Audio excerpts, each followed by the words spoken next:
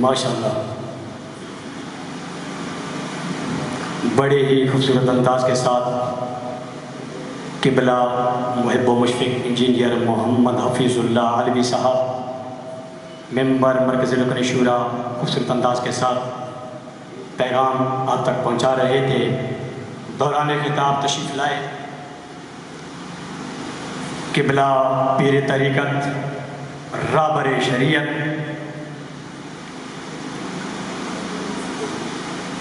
مجاہد ختم نبوت، مجاہد ناموس رسالت، میجر ریٹائرڈ پیر محمد یعقوب سیفی صاحب، آستانہ عالیہ محمدیہ سیفیہ ملک وال شریف چکوال، آپ تشریف لائے۔ آپ کے ساتھ تحریک لبیک پاکستان ضلع اٹک کے امیر، اسیر ناموس رسالت، اسیر ختم نبوت، مجاہد ختم نبوت، ہمارے امیر محترم جناب محترم حضرت علامہ مولانا مخدوم ذوالفقار علی حیدری صاحب دامت برکاتہم العالیہ، آپ کے ساتھ تشریف لائے۔ ضلع نائب امیر تحریک لبیک پاکستان ضلع اٹک جناب محترم سردار اصغر علی خان صاحب، آپ پڑھی تحریک لبیک پاکستان کے تحصیل ناظم حضرت علامہ مولانا اسیر ناموس رسالت حضرت علامہ مولانا ابو ذر خان صاحب قادری، آپ بھی تشریف لائے۔ جتنے حضور کے غلام تشریف لائے، قبلہ شاہ صاحب کے مریدین، تحریک لبیک پاکستان کے قائدین و کارکنان، دور نزدیک سے چل کر جتنے بھی حضور کے غلام تشریف لائے، قبلہ پیر طریقت رابر شریعت گلے گلشن شاہ ہمدان پیر سید حافظ حسین احمد شاہ صاحب ہمدانی دامت برکاتہم العالیہ، اور آپ کے صاحبزادگان حضرت پیر سید توصیف احمد شاہ صاحب ہمدانی امیر تحریک لبیک پاکستان تحصیل پینی گیٹ، صاحبزادہ علامہ سید طاہر شاہ صاحب ہمدانی، صاحبزادہ سید شبیر شاہ صاحب ہمدانی، حضرت علامہ حافظ سید علی شاہ صاحب ہمدانی، دیگر سادات ہمدان سید حبیب شاہ صاحب ہمدانی، تمام سادات ہمدان کی طرف سے آپ کو مرحبا خوش آمدید کہتے ہیں۔ حضرات گرامی، وقت بہت مختصر ہے، میں اپنی قیادت کا بہت بہت مشکور ہوں کہ آپ نے بڑی مہربانی فرمائی، ہماری محفل کو چار چاند لگائے۔ کریم رب آپ کو دارین کی عزتیں عطا فرمائے۔ حضرات گرامی، آپ کی انہی بھرپور محبتوں میں انتظار کی گھڑیاں ختم ہوتی ہیں۔ آپ کی انہی بھرپور محبتوں میں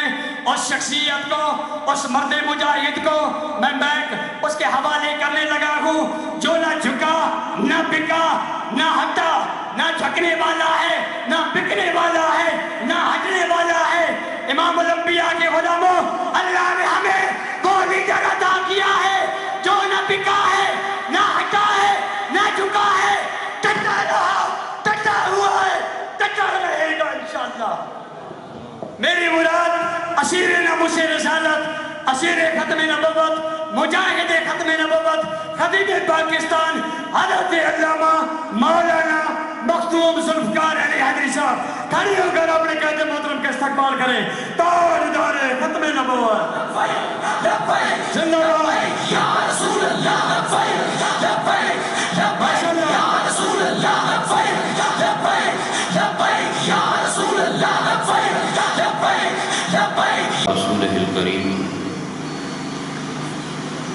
وعلی آلہ واصحابہ وأولیاء ملتہ وعلماء اہل سنتہ اجمعین، اما بعد فاعوذ باللہ من الشیطان الرجیم، بسم اللہ الرحمن الرحیم۔ وقال لهم نبیہم ان آیت ملکہ ان یاتیکم الطابوت فیہ سکینۃ من ربکم وبقیۃ مما ترک آل موسیٰ وآل ہارون۔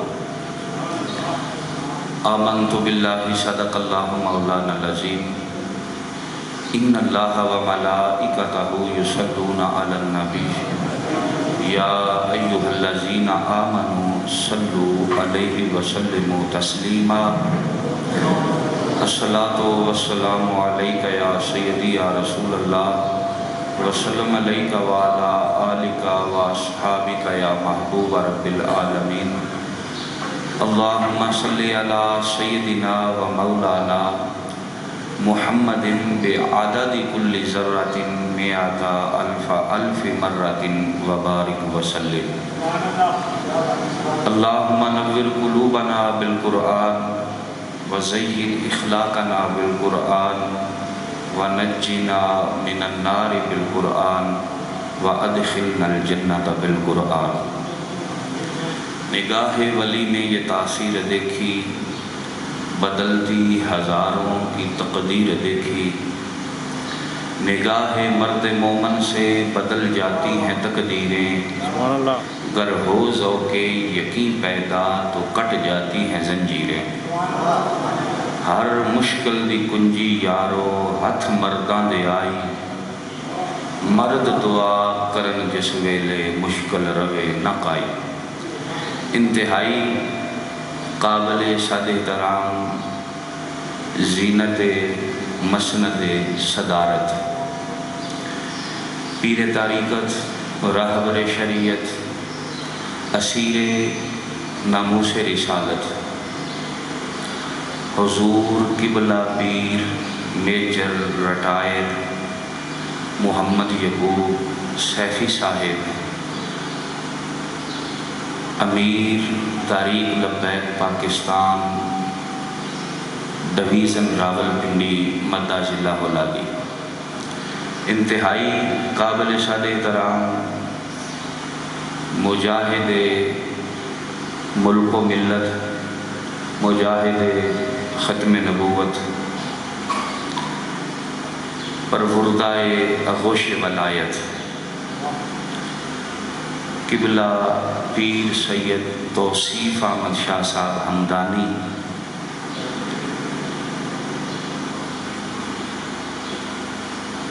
امیر تاریخ لبیک پاکستان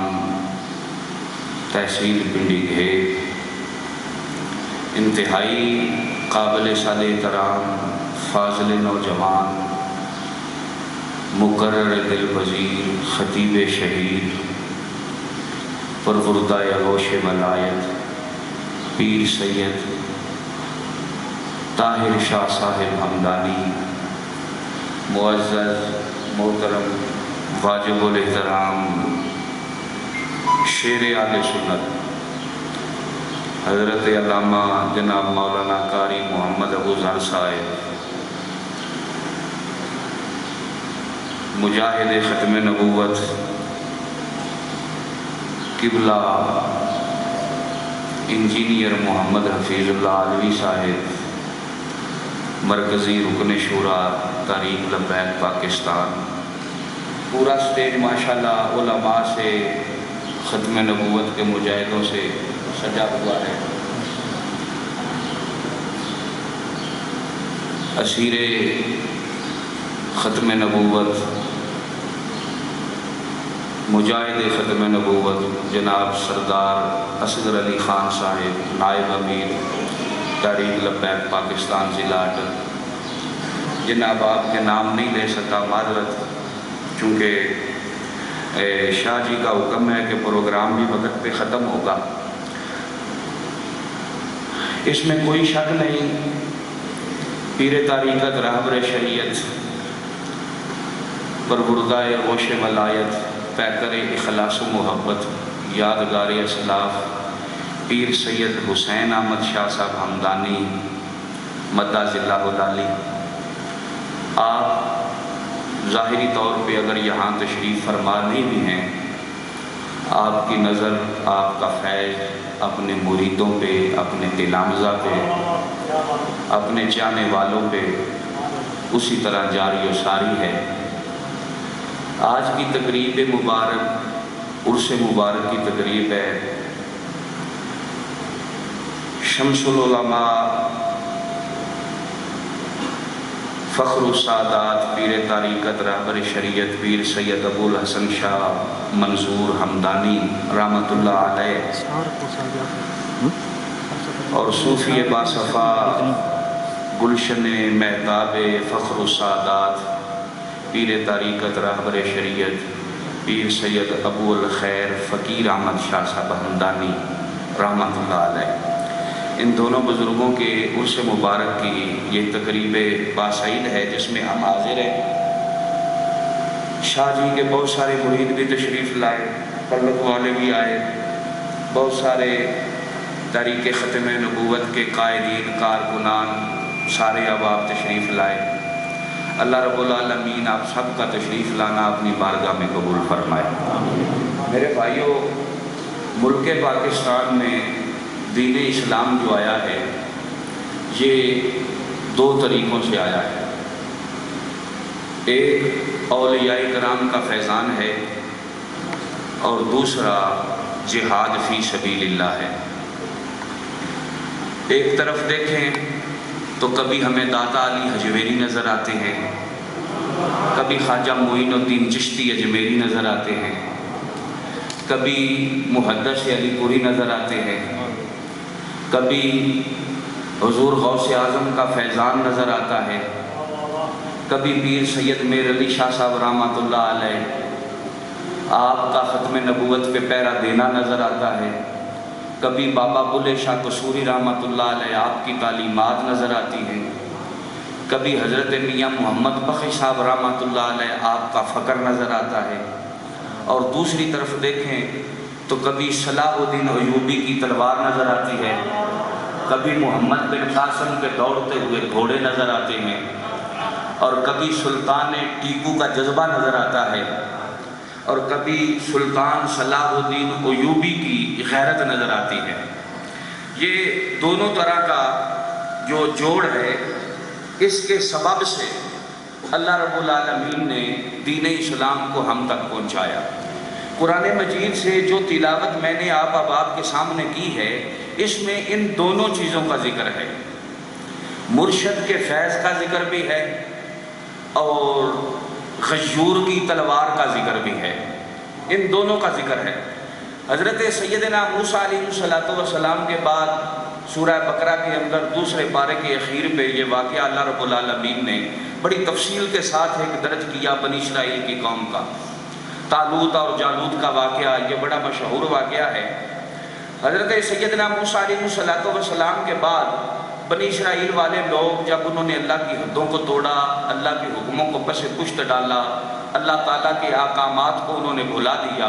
اپنی من مانی کی، اپنی من مرضی کی زندگی بسر کرنے لگے،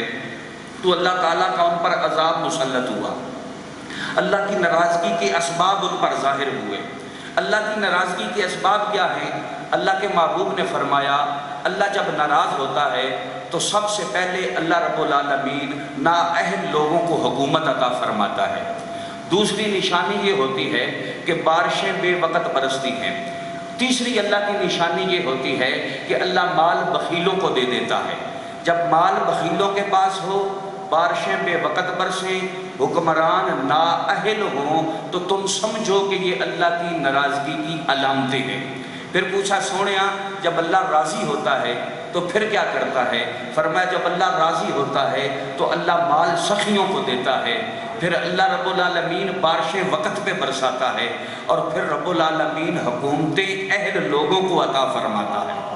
یہ اللہ کی ناراضگی اور اللہ کی رضا کی علامتیں ہیں۔ اللہ ناراض ہوا بنی اسرائیل والوں سے ان کی بد عملی کی وجہ سے، بد اعتقادی کی وجہ سے، ان کی بد باطنی کی وجہ سے، ان کے ظلموں کی وجہ سے، ان کے تشدد جبر اور بربریت کی وجہ سے، ان کے اللہ تعالیٰ کے احکامات کو پس پشت ڈالنے کی وجہ سے جب رب ناراض ہوا تو اللہ تعالیٰ نے انتہائی ظالم اور جابر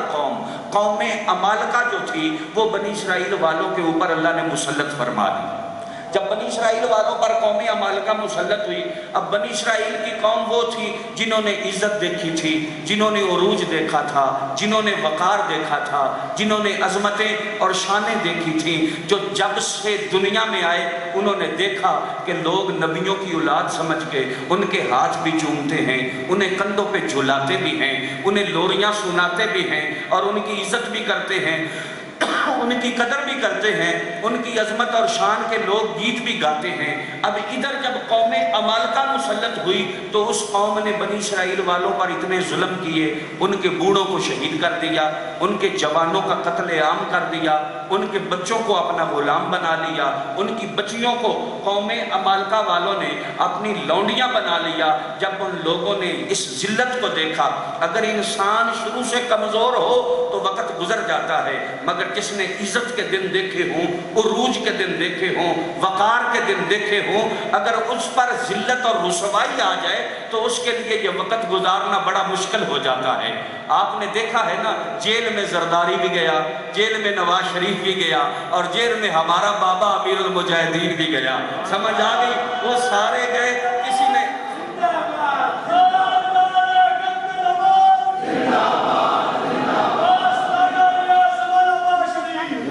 اب کسی نے کوئی کسی بیماری کا بہانہ کیا، کسی نے کسی بیماری کا بہانہ کیا، کسی کے متعلق کہا گیا جی اس نے ڈیل کر لی ہے، کسی نے کہا جی اسے یہ ہو گیا ہے، یہ ہو گیا ہے، مگر زمانے نے دیکھا کہ خادم حسین رضوی نے جب بھی کہا تو یہی کہا، ادھر آ ستمگر ہنر آزمائے، تو تیر آزما ہم جگر آزمائے، تو تیر آزما ہم جگر۔ ہم وہ بالوگ ہی نہیں ہیں کہ جو زبان سے حرف شکایت کرے، جو حرف شکایت زبان پر لائیں۔ فرمایا نہیں نہیں نہیں نہیں، جو چاہے ستم کر لو اور بھی کھل کھیل لو، ہم سے تو قسم لے لو کی ہو جو شکایت بھی۔ اب توجہ ذرا، وہ جنہوں نے عزتوں کے دن دیکھے تھے، وقار کے دن دیکھے تھے، جب ان لوگوں پر ذلت آئی، رسوائی آئی، ان لوگوں پر تباہی آئی، ان لوگوں پر بربادی آئی، تو وہ لوگ ٹوٹ کے رہ گئے، تڑپ کے رہ گئے، مدت دراز گزر گئی۔ وہ لوگ دیکھتے ہیں یارا کیا کیا جائے، تو ہم اس ذلت سے نکلے، اس رسوائی سے نکلے، اس بربادی سے نکلے، اس تباہی سے نکلے۔ جو لوگ ہماری عظمتوں کے گن گاتے تھے، جو لوگ ہمارا نام سن کے تڑپ اور لرز کے رہ جاتے تھے، آج ان لوگوں نے ہمارے اوپر حکمرانی شروع کر دی، آج ان لوگوں نے ہمارے اوپر اپنی سلطنت قائم کر لی، آج وہ لوگ ہم پر اپنے حکم چلا رہے ہیں۔ یارا یہ بھی کبھی ہونا تھا، یہ بھی کبھی دیکھنا تھا۔ وقت گزرتا گیا، پھر میرے رب کو بنی اسرائیل کی قوم پہ رحم آ گیا۔ جب اللہ کو رحم آیا، اللہ نے اپنے برگزیدہ نبی حضرت شموئیل علیہ السلام بنی اسرائیل والوں کی طرف میرے رب نے مبعوث فرمائے۔ اب جو بات میں نے کی تھی، ایک طرف بزرگان دین کا فیضان ہے اور ایک طرف مجاہدوں کی تلواریں ہیں۔ ان دو چیزوں سے دین پھیلتا ہے، ان دو چیزوں سے دین پھیلتا ہے۔ سمجھ آ گئی؟ اگر تلوار تم رکھ دو پھر بھی دین نہیں پھیلتا، اور اگر صرف اللہ اللہ کی بات کرو، صرف جناب ذکر و اذکار سے کہہ دو کہ یہ کام بن جائے گا، ایسے بھی کام نہیں چلے گا۔ میرا قلندر لاہوری اقبال کہتا ہے، بیچ کر تلوار خرید لیا مسلح، ناداں گر گئے سجدے میں جب وقت قیام آیا۔ فرمایا رات کے سجدے کا وقت اور ہوتا ہے اور بدر کے میدان کی تلوار کا وقت اور ہوتا ہے۔ جب بدر کا مارکا چھڑا ہو تو پھر حجروں میں نہیں بیٹھا جاتا، پھر میدان میں آیا جاتا ہے۔ نکل کر خانقاہوں سے ادا کر رسم شبیری، خانقاہ میں بیٹھنے کا وقت اور ہوتا ہے، میدان عمل میں اتر کے کفر کو للکار کے اور محمد عربی کے دین کے جھنڈے گاڑنے کا وقت اور ہوتا ہے، اور ہر کام اپنے وقت پہ ہوتا ہے۔ لبیک لبیک یا رسول اللہ، لبیک لبیک لبیک۔ میں عرض یہ کر رہا تھا کہ جب حضرت شموئیل علیہ السلام آپ کو بنی اسرائیل والوں کی طرف مبعوث کیا گیا، بنی اسرائیل کے جو لوگ تھے حضرت شموئیل علیہ السلام کے پاس گئے اور آ کر کہنے لگے کہ آئے اللہ کے نبی، اب ہم نے ذلت بھی دیکھ لی، عزت کا دور بھی دیکھا، ذلت کا دور بھی دیکھا، ہم ایک نچوڑ پہ لکھ گئے ہیں، ہم ایک نتیجے پہ۔ اب توجہ جی، بنی اسرائیل والی قوم بڑی بے وفا تھی، مگر سن لو میرے نبی کے غلاموں، کبھی تو انہیں جاگ آ گئی، کبھی تو انہیں سمجھ آ گئی، یارا ضلالت دیکھ کے انہیں سمجھ آ گئی، ذلت دیکھنے کے بعد ہی انہیں پتا چل گیا کہ اب ایسے نہیں چلے گا، جب تک ہم متحد ہو کے کسی کے جھنڈے کے نیچے نہیں آئیں گے اس وقت تک ہم عزت اور وقار کی زندگی بسر نہیں کر سکتے۔ میں حضور کے غلاموں تمہیں ہاتھ جوڑ کے تمہاری منت کرتا ہوں ذرا اپنے ارد گرد دیکھو، اپنے چاروں طرف دیکھو، اپنے گریبان میں جھانک کے دیکھو، اور تمہاری عزت کہاں چلی گئی، تمہاری غیرت کہاں چلی گئی؟ کشمیر کی بچی کی عزت لٹ رہی ہے، مسلمانوں کو ہندو بنیاں للکار للکار کے کہتے ہیں، کشمیر کی بچیوں کو کدھر گیا ہے تمہارا محمد بن قاسم، کدھر گیا صلاح الدین ایوبی؟ ارے آسیہ ملونہ کو وہ لوگ اپن باہر بھگا کے لے گئے، اور ڈاکٹر عافیہ کو اب تک امریکہ کی جیلوں میں رکھا ہوا ہے، اور اس سے پوچھتے ہیں کب آئے گا صلاح الدین ایوبی، کب آئے گا محمد بن قاسم، کہاں گئے وہ فاروق اعظم کے جانشین جو تجھے چھڑانے آئے گے؟ ارے تمہیں کب سمجھ آئے گی؟ کیا کشمیر کے مسلمان کی بچی تیری بچی نہیں ہے؟ کیا ڈاکٹر عافیہ صدیقی تیری بچی نہیں ہے؟ کیا برما کی بچی تیری بچی نہیں ہے؟ کہ جناب وہاں کے جو بدبخت ہیں وہ بدماش ان کے بدن کے گوشت کے ٹکڑے اتار کے انہیں سیخوں پہ لگا کے ان کے کاپ بنا کے کھاتے ہیں، اور کبھی ان کو باندھ کر ان کے اوپر لکڑیاں پھینک کے تیل چھڑک کے انہیں آگ لگا دیتے ہیں اور ظلم و ستم کی حد کر دیتے ہیں۔ کیا وہ بچی تیری بچی نہیں ہے؟ کیا وہ مسلمان نہیں ہے؟ کیا کشمیر کی بچی کی عزت لٹے اور تو ہلے ہی نہ، تجھے سمجھ ہی نہ آئے؟ اور نہ سمجھو گے تو مٹ جاؤ گے اے مسلمانوں، تمہاری داستان تک نہ ہوگی داستانوں میں۔ بنی اسرائیل والے پھر تو آگے سمجھ گئے اور سب مل کے آ گئے، اکٹھے ہو کے حضرت شموئیل علیہ السلام کے پاس آ کر کہنے لگے اے اللہ کے نبی، ہم آپ کی خدمت میں حاضر ہوئے ہیں۔ فرمایا بتاؤ تمہارے آنے کا مقصد کیا ہے؟ کہنے لگے آپ ہم میں سے کسی کو ہمارا سپہ سالار مقرر کریں، کسی کو ہمارا چیف اینڈ کمانڈر مقرر کریں، اس کی مائیت میں، اس کی غلامی میں ہم اللہ کی راہ میں نکلیں گے، ہم جہاد اور قتال کریں گے۔ فرمایا کیوں؟ کہنے لگے ہماری عزتیں لٹ گئیں، ہماری عزتوں کے جنازے اٹھ گئے، ہمارے بوڑھے شہید، ہمارے جوان شہید، ہمارے بچوں کو انہوں نے غلام بنا لیا، ہماری بچیوں کو انہوں نے اپنی لونڈیاں بنا لیا،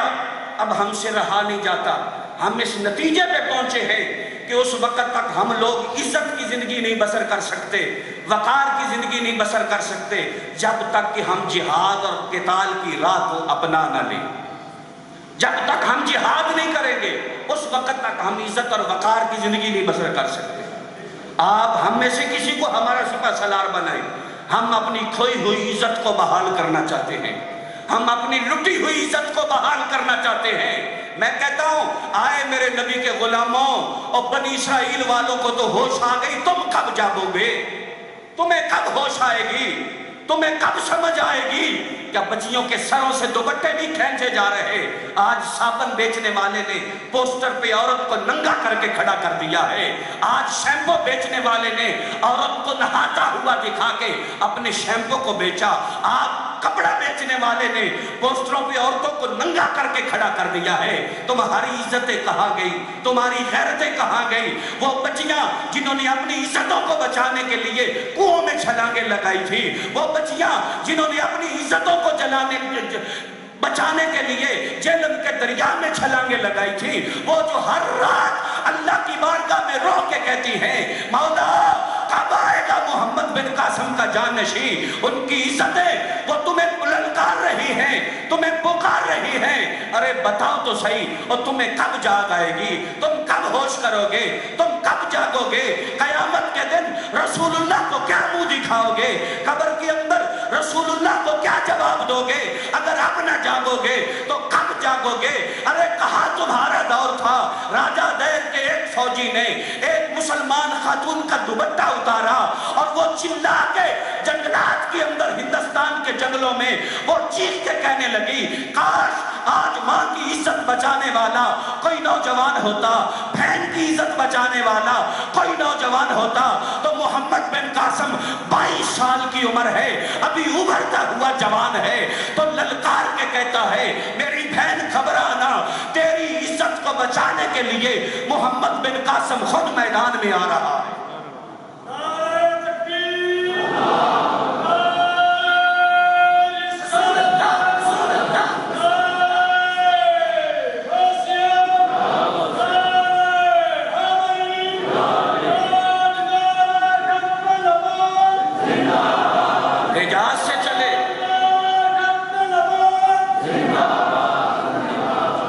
حجاز سے چلے، حجاز سے، عرب سے چلے، اور یہ سندھ تھر کا مقام، یہاں لوگوں کے بچے دودھ کے فیڈر کے لیے تڑپ تڑپ کے مر رہے ہیں،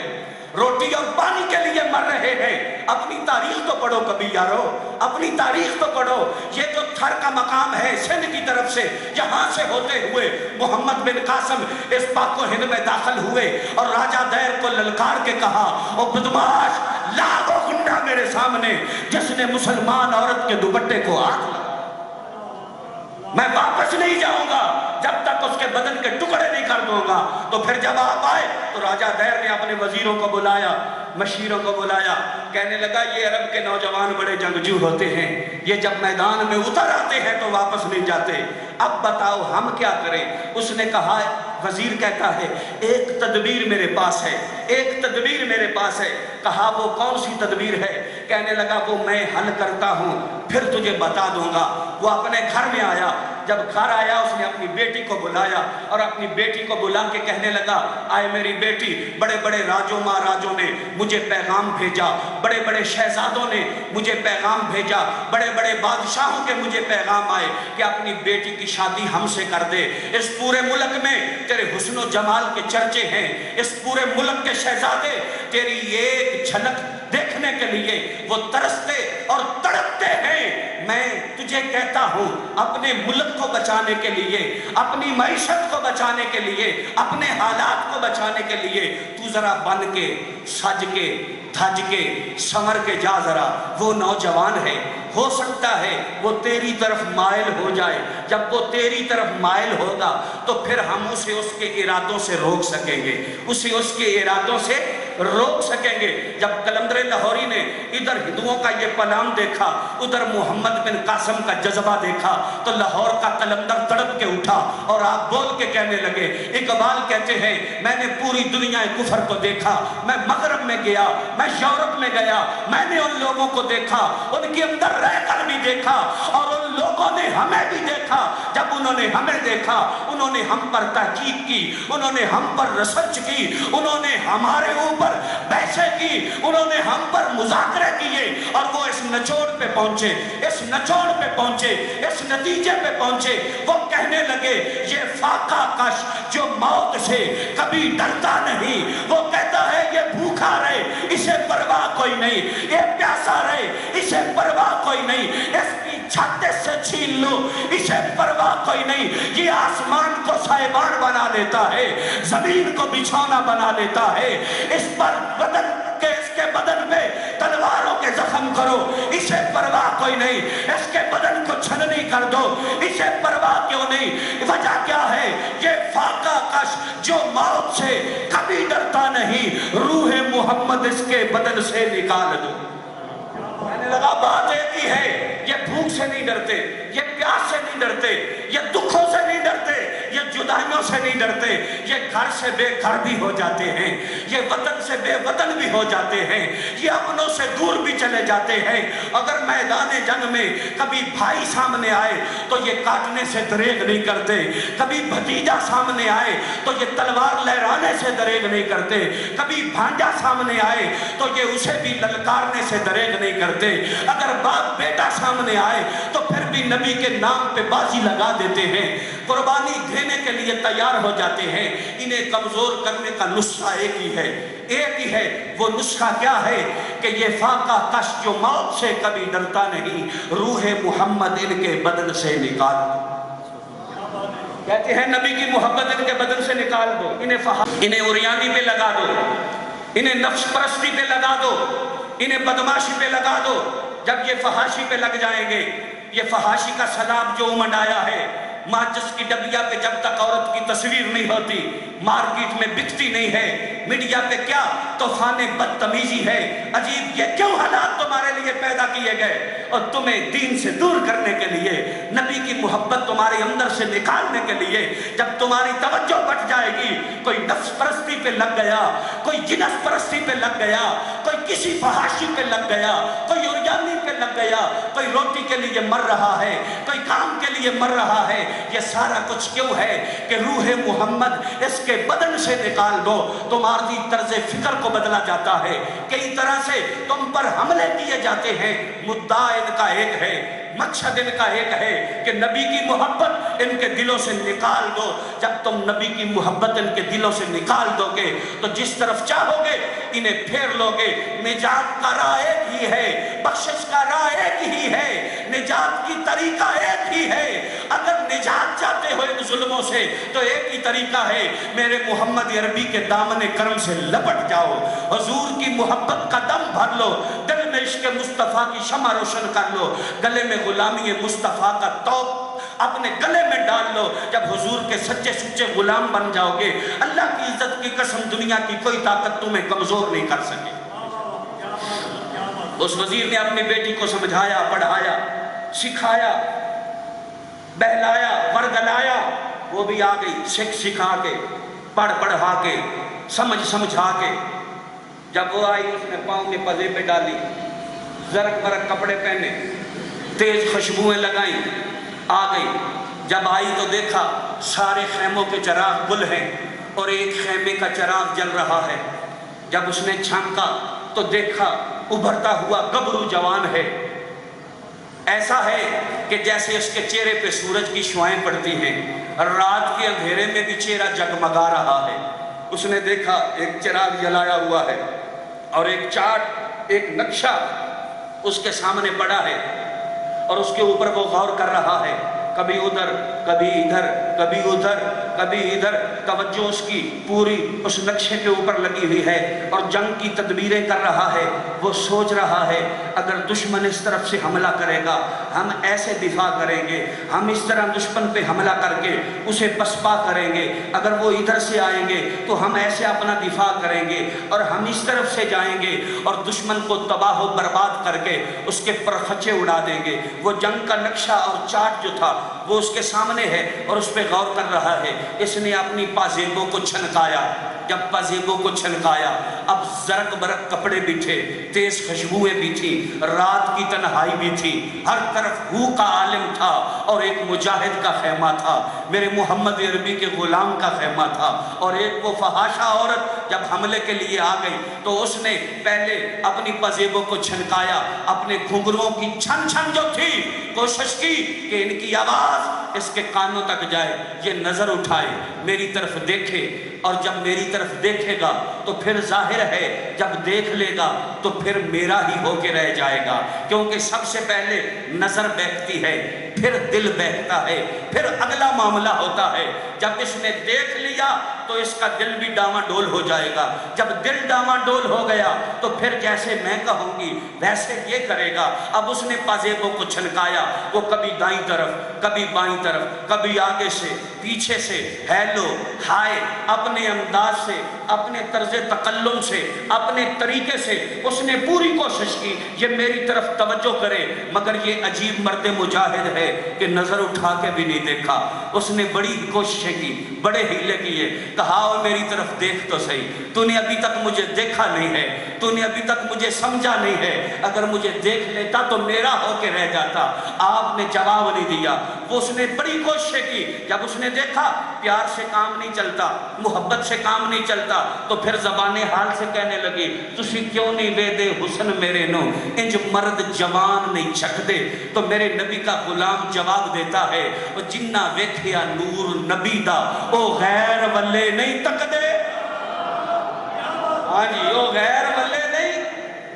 جنہ ویکھیا نور نبی دا او غیر والے نہیں تک دے. فرمایا ہم رسول اللہ کے غلام ہیں، ہمارے تصورات میں مدینے کی گلی ہے، ہمارے خیالات میں مصطفیٰ کا روشن چہرہ ہے، ہمارا دل بھی وہی ہے، ہماری جان بھی وہی ہے. لاہور کا قلندر نہیں کہتا کہ موت و حیات میری دونوں تیری گلی میں، مرنا تیری گلی میں، جینا تیری گلی میں، اور تخت سکندری پر وہ تھوکتے نہیں، بستر لگا ہوا ہے جن کا تیری گلی میں، اور بکتا ہے رات ہی کو سودا تیری گلی میں، دنیا تیری گلی میں، عقبہ تیری گلی میں. سبحان اللہ.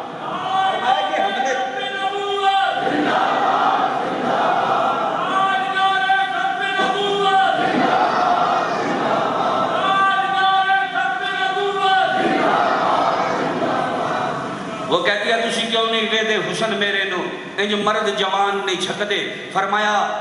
جنہ ویکھیا نور نبی دا او غیر والے نہیں تک دے جب اس نے دیکھا کہ ایسے تو کام نہیں بنے گا محبت سے بات تو نہیں بنے گی وہ دھمکیوں پہ اتر آئی کہتی ہے تو مجھے جانتا نہیں ہے تو مجھے پہچانتا نہیں ہے میں وزیر زادی ہوں میں وزیر کی بیٹی ہوں تمہیں کٹوا دوں گی تمہیں مروا دوں گی اور تجھے اسی جنگلات کے درختوں کے نیچے میں تجھے لٹکوا دوں گی تجھے میرا پتہ نہیں ہے میرا لشکر بڑا ہے میری فوج بڑی ہے یہ علاقہ میرا ہے یہاں اقتدار میرا ہے اختیار میرا ہے حکومت میری ہے لوگ میرے حکم کے منتظر ہیں تیرے بدن کے پر خچے اڑا دیں گے ٹکڑے اڑا دیں گے تسی کیوں نہیں من دے گل میری نو کیوں موت کولو نہیں ڈر دے فرمایا او کڑیا چپ کر اسی غلام رسول اللہ دے کوئی مار بھی دے تے نہیں من دے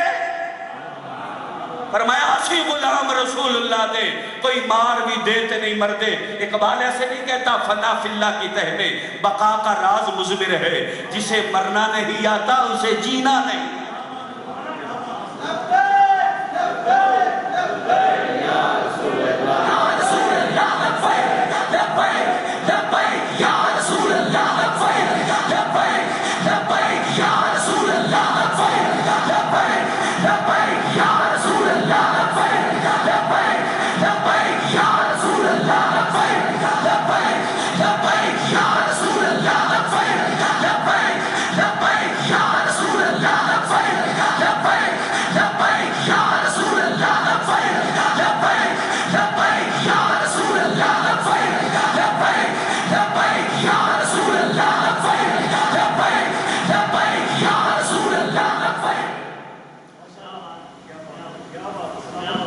فرمایا اسی غلام رسول اللہ دے کوئی مار بھی دیتے نہیں ہاں جی فنا فی اللہ کی تہ میں بقا کا راز مضمر ہے جسے مرنا نہیں آتا اسے جینا نہیں آتا محمد کی غلامی دین حق کی شرط اول ہے اگر ہو اس میں کچھ خامی تو سب کچھ نامکمل ہے تو جب یہ بات ہوئی تو وہ سمجھ گئی کہ یہ ایسے کام نہیں چلے گا بھائی یہ دلیری کب آتی ہے جب دل میں حضور کی محبت ہوتی ہے جب دل میں حضور کا عشق ہوتا بغیر عشق کے یہ چیزیں نہیں ملتی بندے کو آپ دیکھتے نہیں یہ طریق لبیک والے ابھی 86 بندے ہمارے قید 86 سمجھ آ گئی لوگوں نے بڑی باتیں کی یہ ہو جائے گا وہ ہو جائے گا ایسا ہو جائے گا ایسا ہو جائے گا کیا ہو جائے گا یہ جو گئے ہیں نا ان سے پوچھو نا یہ کہتے ہیں اللہ کی عزت کی قسم ہے ہمیں پرواہ کوئی نہیں تھی ہمارا ایک دلہا بھی چلا گیا کیوں جی شادی سے ایک دن پہلے ہمارا دلہا بھی چلا گیا تھا پیچھے میں بھی لوگوں نے اور بھی کئی لوگ آ گئے ہم نے جنہوں نے بڑھ بھی بڑی کی یہ ہو گیا وہ ہو گیا ہم کہتے ہیں کیا ہو گیا لبیک لبیک لبیک یا رسول اللہ لبیک لبیک لبیک یا رسول اللہ لبیک لبیک لبیک یا رسول اللہ لبیک لبیک لبیک یا رسول اللہ لبیک لبیک لبیک یا رسول اللہ لبیک لبیک لبیک یا رسول اللہ لبیک لبیک لبیک یا رسول اللہ لبیک لبیک لبیک یا رسول اللہ لبیک لبیک لبیک یا رسول اللہ لبیک لبیک لبیک یا رسول اللہ لبیک لبیک لبیک یا رسول اللہ لبیک لبیک لبیک یا رسول اللہ لبیک لبیک لبیک یا رسول اللہ لبیک لبیک لبیک یا رسول اللہ لبیک ماشاءاللہ جزاک اللہ پیر طریقت رہبر شریعت مجاہد ختم نبوت پیر سید فیصل محمود شاہ صاحب چراہی آستانہ عالیہ چورا شریف سرپرست اعلیٰ طریق لبیک پاکستان ڈویژن راول پنڈی آپ تشریف لائے یقیناً آپ کا آنا ہمارے لیے باعث برکت ہے شاہ جی نے بھی بڑے لوگ آخیا جی چھڑ دیو تسی یہ طریق والے کی کرنا ہے جڑے مرید ہیں وہ بھی چھڑ جان دے ہوں شاہ نے پوچھو نا جتھے جاندے اللہ دے فضل نال لبیک دے نعرے لگتے ہیں ہاں جی جتھے جاندے اللہ دے فضل نال لبیک دے دین کسی لکا نہیں چھڑتا ہاں یہ تو سانا نہ پتا یہاں گلوں کا بابا جی آتے نے مالک کنڈ نہیں لگن دے تو پتہ نہیں یہ کیویں دی گل ہے بھی مالک کنڈ نہیں لگن دے یہ تو وہ جانتے ہیں یا وہ جانتے کوئی سردار صاحب یہ پتا ادو بھی سوال کیتا کہ آپ کو مسکران لگ پہ تو یہ تو سن ہوں پتا لگا نا باقی مالک کنڈ نہیں لگن دے ہاں جی 55 سال قید ساری جائیداد ضبط تے لکھاں روپیے جناب جرمانہ تے اندر پھر وڑ جان منافق سمجھ آ گئی وہ ایک تے ہوندے نا جڑے باہروں حملہ کرتے ہیں یہ جنہ پھڑیا انہاں دا سانوں جی پتا نا کچھ وچ جدے وڑ گئے جڑے چاہندے آئے بھائی اندر ہی رہن انج دے کئی ڈیلی وڑ گئے تے سان بھی جناب جڑے بندے کام کرنے والے انہاں نے بھی دبا دیتا تے دبا اے ہو گیا کی ہو گیا جی جلسہ کیوں کرایا اٹک حضور اس گل کوئی شک نہیں جڑے گھر مرنا ہوے لوکی روندے نا کیوں جی مرنے والے ڈھول تے کدی نہیں مارے نا دسو تسی دسو جی مرنے والے گل کدی ڈھول مارے اسی اٹک والا جلسہ کیوں کرایا گھر بندے نے کی گل دسی جی اے لوکی رولا پا دے اسی اس تو کرایا انہاں نوں پتہ لگ جائے کہ مرنا بھی انہاں دے گھر ہویا تے مڑ بھی یہ ڈھول مار دے پے پتہ لگا یہ مرن تو بھی ڈردے نہیں یہ 55 سال قید سن کے بھی ڈردے او بولو یہ پھر بھی ڈردے یہ اگر 86 اگے ٹر گئے تو اسی بھی پیچھے آؤ نالے اسی بھی پیچھے آ گئے آؤ جو مرضی کر لو ادھر آ ستمگر ہنر آزمائے تو تیر آزما ہم جگر آزمائے یہ تو ایسے لوگ ہیں بہرحال میں عرض یہ کر رہا تھا بات آگے چلی گئی تو محمد بن قاسم کیا فرماتے ہیں کہ جنہ ویکھیا نور نبی دا وہ غیر ولے نہیں تک دے تو وہ کہنے لگی تو مجھے جانتا نہیں ہے کہ میں کون ہوں میں وزیر زادی ہوں میں کٹوا دوں گی تجھے مروا دوں گی تسی کیوں نہیں منتے گل میری نو تے کیوں موت کولو نہیں ڈردے فرمایا اسی غلام رسول اللہ دے کوئی مار بھی دے تے نہیں مردے یہ بات ہے غیرت کی کہ جب انسان کے اندر غیرت ہوتی ہے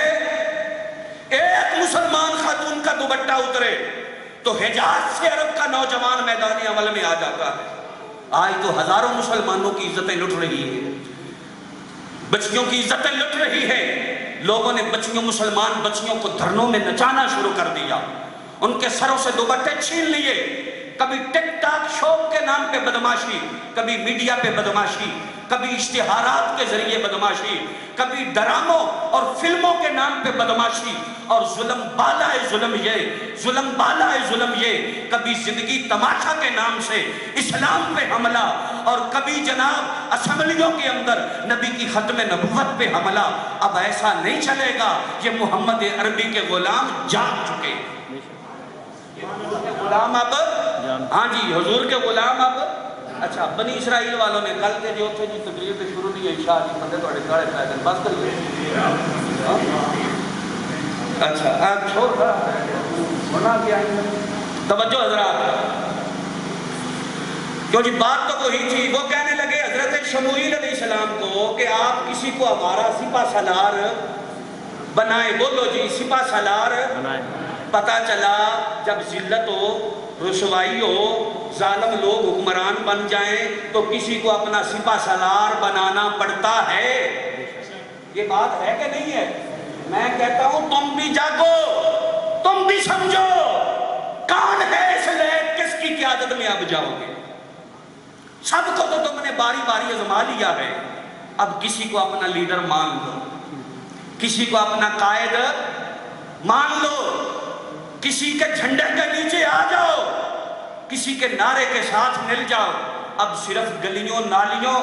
بجلی اور گیس کے میٹر سڑک اور بیٹے کی نوکری کے دعوے کرنے والوں کو چھوڑو جو محمد عربی کی غلامی کی دعوت دیتا ہے اس کے ساتھ مل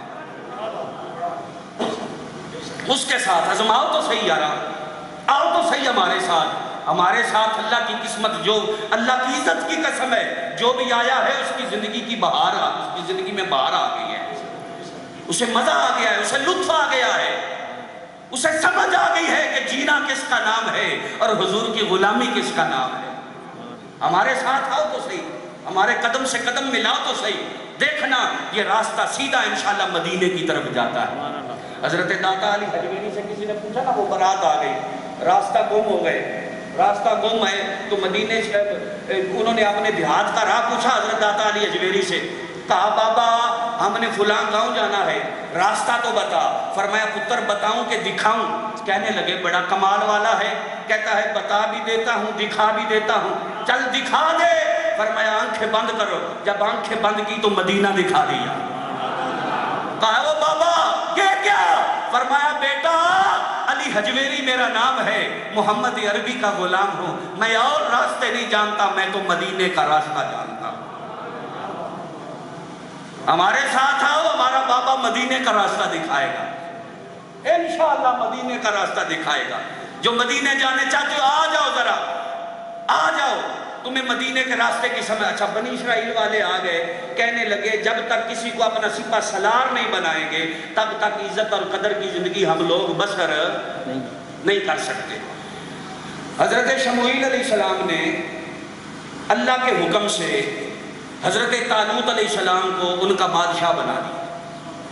جب طالوت علیہ السلام کو ان کا بادشاہ بنایا تو ان میں جو بگڑے ہوئے لوگ تھے، بگڑے ہوئے لوگ تو ہر دور میں ہوتے ہیں نا جی، سارے سمرے ہوئے تو نہیں ہوتے، بگڑے ہوئے جو لوگ تھے وہ کہنے لگے نحنو احق بالملک ولم یوت ساعۃ من المال۔ فرمایا یہ غریب بندہ ہے، متوسط گھرانے کا آدمی ہے، اسے اتنی مالی وسعت نہیں دی گئی، یہ اتنا کوئی بڑے گھرانے کا مالک نہیں ہے، اتنا بڑا جگیردار نہیں ہے، یہ حکومت کے نظام کو کیسے چلائے گا، اس کے آنے سے معیشت کیسے بہتر ہوگی۔ نحنو احق بالملک، حکومت کے حقدار ہم زیادہ ہیں، ہم میں سے کسی کو بادشاہ بنایا جائے، کسی کو سپہ سالار بنایا جائے۔ وَلَمْ يُؤْتَ سَاعَةً مِّنَ الْمَالِ، اسے اتنا مال بھی نہیں دیا گیا۔ تو اللہ رب العالمین کا قرآن جواب دیتا ہے، حضرت شموئیل علیہ السلام نے فرمایا وَزَادَهُ بَسْطَةً فِي الْعِلْمِ وَالْجِسْمِ، اور روزی روٹی کے پیچھے مرنے والوں، پیسہ پیسہ پیسہ پیسہ کرنے والوں، معیشت معیشت کا رونا رونے والوں، معیشت کے ساتھ حکومت کا تعلق نہیں ہے۔ فرمایا وَزَادَهُ بَسْطَةً فِي الْعِلْمِ وَالْجِسْمِ، اللہ تعالیٰ نے اسے علم بھی تم سے زیادہ دیا ہے، اللہ نے اسے جسامت بھی تم سے زیادہ دی، اللہ نے اسے علم بھی تم سے زیادہ دیا۔ اب ایک طرف تو وہ ہے جسے قل ہو اللہ پڑھنا بھی نہیں آتا، ایک طرف وہ ہے جسے خاتم النبیین پڑھنا بھی نہیں آتا، ایک طرف تو وہ ہے جسے سورۃ کوثر پڑھنی بھی نہیں آتی، اور ایک طرف وہ ہے جو ڈنکے کی چوٹ پہ لاکھوں کے مجمع میں اعلان کرتا ہے پورے قرآن کا ترجمہ بھی سن لو، پورے قرآن کے سیغے بھی سن لو، پورے قرآن کے۔ اب بتاؤ ذرا ایمان سے، اپنے دل پہ ہاتھ رکھ، جسے استنجا کرنے کا پتہ نہیں، غسل کے طریقے کی سمجھ نہیں، وضو کے فرضوں کا پتہ نہیں، قید ہونے کا حقدار وہ ہے یا جو ڈنکے کی چوٹ پہ اعلان کرتا ہے کہ قرآن پڑھنا بھی جانتا ہوں، قرآن پڑھانا بھی جانتا ہوں، قرآن سمجھانا بھی جانتا ہوں، یا لیڈر ہونے کا حقدار وہ ہے۔ کیا فرمایا وَزَادَهُ بَسْطَةً فِي الْعِلْمِ وَالْجِسْمِ، اللہ نے علم بھی تم سے زیادہ دیا، اللہ نے جسامت بھی تم سے، اور بولو جی اللہ نے جسامت بھی تم سے۔ اچھا جسامت کی بات دیکھ لو، ایک طرف ہٹا کٹا ہو، جب جیل میں جائے تو کسی کی پلیٹ کیا الوی صاحب انگلش دے لفظ تھی جان دے، الوی صاحب پلیٹ لگے کیے بھئی یہ بھی پوریاں ہویا پہیاں جی۔ بعض وہ ہیں کہ جن کی پلیٹیں کم ہو جاتی ہیں، بعض وہ ہیں کہ جن کی کمر ہی سیدھی نہیں ہوتی، بعض وہ ہیں کہ جن کا نیچے کا دھاڑی کام نہیں کرتا، چار چار بندے پکڑ کے دھکا لگا کے انہیں آگے لاتے ہیں، اور ایک وہ ہے جو ٹانگوں سے معذور ہو کے بھی پھر بھی کہتا ہے لبے بام بھی پکارا سرے دار بھی صدا دی، میں کہاں کہاں نہ پہنچا تیری دید کی لگن میں۔ یا رسول اللہ لبیک لبیک لبیک یا رسول اللہ لبیک لبیک لبیک یا رسول اللہ لبیک لبیک لبیک یا رسول اللہ۔ اللہ کی عزت کی قسم ہے اگر کفر آج بھی لرزتا ہے تو خادم حسین رضوی کے نام سے لرزتا ہے، اگر کفر کو آج بھی خطرہ ہے تو تاریخ لبیک سے خطرہ ہے، عالم اسلام کی آج بھی اگر وہ امیدیں وابستہ ہیں تو تاریخ لبیک کے ساتھ وابستہ ہے۔ تو میں عرض یہ کر رہا تھا وَزَادَهُ بَسْطَةً فِي الْعِلْمِ وَالْجِسْمِ، فرمایا کہ اللہ تعالیٰ نے اسے علم بھی تم سے زیادہ دیا ہے، اللہ نے اسے دلیری بھی تم سے زیادہ دی ہے۔ جو صاحب علم ہے دلیر ہے، لگ جاؤ اس کے ساتھ، سمجھ آ گئی؟ اگر ہماری بات نہیں سمجھ آتی تو جیسے چاہتے ہو کر لو، مگر قرآن کا یہ فیصلہ ہے، مال و دولت کے بل بوتے پہ حکومتیں نہیں ہوتی، علم کے بل بوتے پہ اور جسامت اور دلیری کے بل بوتے پہ حکومتیں ہوتی ہیں۔ وَزَادَهُ بَسْطَةً فِي الْعِلْمِ وَالْجِسْمِ۔ اچھا وہ کہنے لگے گی ہم کیسے مانیں گے یہ اللہ تعالیٰ کا انعام ہے، اللہ کا دیا ہوا ہے؟ بس بات میں مختصر کر رہا ہوں، بات ختم کرنے والا۔ اللہ کا قرآن کہتا ہے وَقَالَ لَهُمْ نَبِيُّهُمْ، ان کو ان کے نبی نے کہا، بنی اسرائیل والوں کو ان کے نبی فرمایا عذر اعتراض نہ کرو، عذر اعتراض کرنے کا فائدہ کوئی نہیں۔ وَقَالَ لَهُمْ نَبِيُّهُمْ، ان کو ان کے نبی نے کہا أَيَّأْتِيَكُمُ التَّابُوتُ، تمہارے پاس آ جائے گا وہ صندوق، فِيهِ سَكِينَةٌ مِّن رَبِّكُمْ، جس صندوق کے اندر تمہارے رب نے تمہارے دلوں کا چین رکھا ہے۔ وہ صندوق آ جائے گا جس میں تمہارے رب نے تمہارے دلوں کا، یہ بڑی عجیب بات ہے جی، الا بذکر اللہ تطمئن القلوب۔ قاری بہرم کوکب صاحب تو کہتے ہیں کہ اللہ کا ذکر کے اندر جو ہے نا وہ دلوں کا اطمینان ہے۔ سارے علماء کہتے ہیں اللہ کے قرآن کا اعلان ہے کہ اللہ دلوں کا چین جو ہے وہ اللہ کے ذکر میں ہے۔ اور میاں آ ذرا ایک یہ صندوق بھی ہے، فیہ سکینۃ من ربکم، جس صندوق کے اندر تمہارے رب نے تمہارے دلوں کا چین رکھا ہے، تمہارے دلوں کا چین رکھا ہے۔ اب یہ ڈھونڈو تو صحیح ذرا اس صندوق میں کیا ہے؟ کیا کوئی وظیفہ ہے؟ کیا ہے اس صندوق کے اندر؟ جب صندوق کھولا جاتا ہے تو نکلتا کیا ہے؟ فرمایا وَبَقِيَّةٌ مِّمَّا تَرَكَ آلُ مُوسَىٰ وَآلُ ہارون، اس میں آل موسیٰ آل ہارون کی بچی ہوئی چیزیں، آل موسیٰ آل ہارون کی بچی ہوئی چیزیں ہوں۔ اللہ جنگوں میں فتح دیتا ہے، اللہ مصیبتوں کو دور کرتا ہے، اللہ بیماریوں کو دور کرتا ہے، اللہ مشکلوں کو آسان کرتا ہے۔ یار یہ ڈیرہ تو آل محمد کا ہے، نہیں سمجھ آئی تمہیں؟ آل موسیٰ کی بچی ہوئی چیزوں سے اگر اللہ فائدہ دیتا ہے تو یہ ڈیرہ تو آل محمد کا ہے۔ یہاں تو حضور کی آل کا ڈیرہ ہے، یہاں تو سارے شاہ ہمدان رہتے ہیں، اور یہ سادات سے اسٹیج جو ہے یہ سجا ہوا ہے، یہاں آنے والوں کو اللہ کتنی برکتیں عطا فرمائے۔ اور یہ حقیقت ہے کہ جو دین پھیلا، ایک طرف تلوار، دوسری طرف اولیاء کرام کی دعائیں۔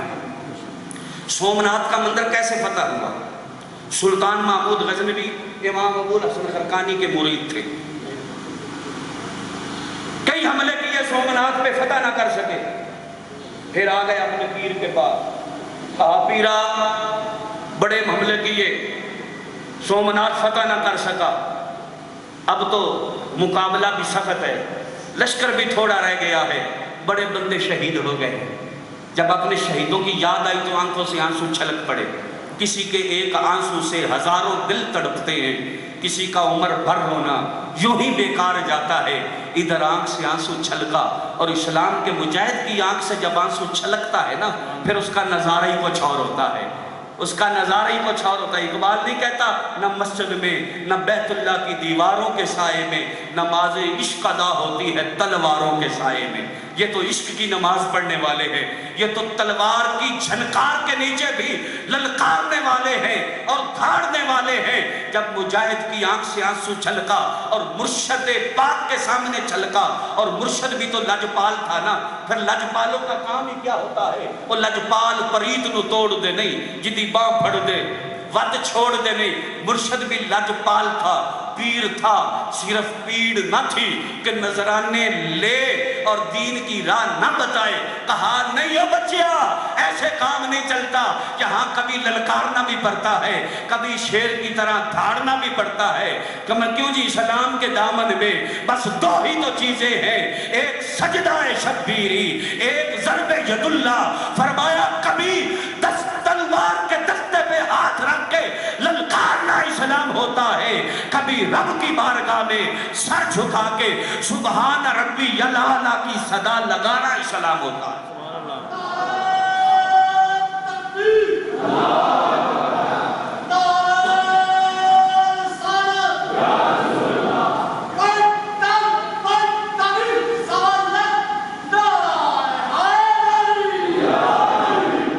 میں عرض یہ کر رہا تھا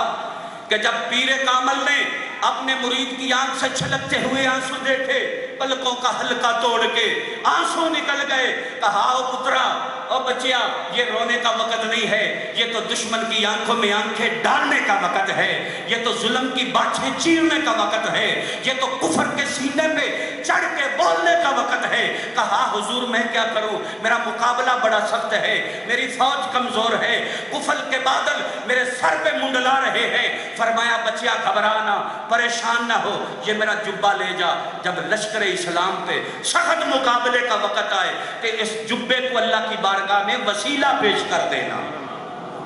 اس جبے کو اللہ کی بارگاہ میں وسیلہ پیش کر دینا۔ وہ جبہ لیا، آپ واپس آ گئے، چیف کمانڈر آف اسلام آ کے کہنے لگا بادشاہ سلامت شکست کے آثار نمودار ہو رہے ہیں، کفر کے بادل سر پہ منڈلا رہے ہیں، قتل عام ہو چکا ہے، بہت سارے مسلمان شہید ہو چکے ہیں۔ فرمایا اے بیلیا ذرا صبر کر، اب مجھے رب کی بارگاہ میں عجز و نیاز کرنے دے۔ پھر مصلی بچھایا، وہ جبہ اٹھایا، مالک کی بارگاہ میں پیش کیا، کہا یا رب بیت اللہ تھی، آئے کعبے کے رب، تو دلوں کے بھید جانتا ہے، دامن میں کوئی نیکی ہوتی تو واسطہ تیری بارگاہ میں ڈالتا، یہ تیرے مقبول بندے کا جبہ، یہ تیرے ولی کامل کا جبہ تیری بارگاہ میں وسیلہ پیش کرتا ہوں، اس جبے کا صدقہ لشکر اسلام کو فتح عطا فرما۔ دعا کر کے ہاتھ ابھی چہرے پہ نہیں پھیرے تھے کہ وہی چیف کمانڈر آف اسلام آ کے کہنے لگا بادشاہ سلامت تجھے مبارک ہو، شکست فتح میں بدل گئی، سومنات کے مندر پہ اسلام کا پرچم لہرایا جا چکا ہے۔